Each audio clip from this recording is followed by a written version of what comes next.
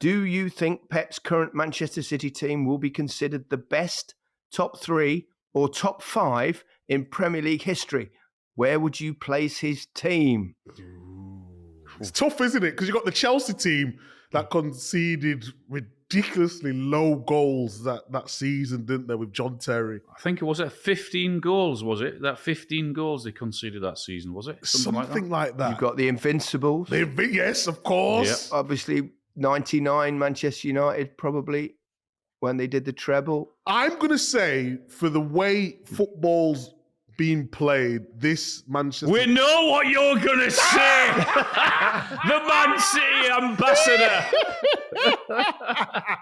I think Man City's, the way they've changed the game in playing football with the new positions, with the fullbacks and the centre-back stepping into midfield, are the most complete team.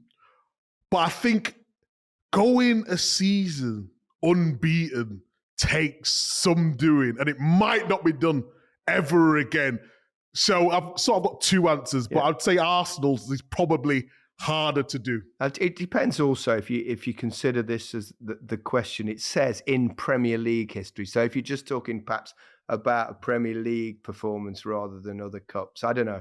I mean, they're definitely top 3, Manchester City. Oh, they have to be. I mean, if we revisit this question in 3 or 4 months' time, then if they go on and do what they could do this season, Man City, then I think we'd have a definitive answer. Yeah, correct. If they win the league again and say back-to-back Champions Leagues, which has never been done by an English club.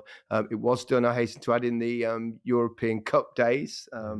Yeah, 1 or 2 clubs did that, Nottingham Forest being one of them. It's a very good question. It's always difficult, isn't it? Ranking teams from one era to the other, because you can run away with it, and even in the Invincibles season, perhaps 1 or 2 of the sides weren't as competitive as. Hey guys, what were the odds that Micah was going to say Arsenal? Arsenal, Man City. Can I ask a question of you, Micah? Oh my God, here we go. Yes, of course you can. Why are you an ambassador for Manchester City? What do you mean? Because I show the beautiful, wonderful club Man City in a fantastic light. Yeah. It's not all about the glitz and glamour, Gary. We went there before the takeover. No, I understand that, but what's in it for you? Is it an ego thing, or is it a few quid, or what is it?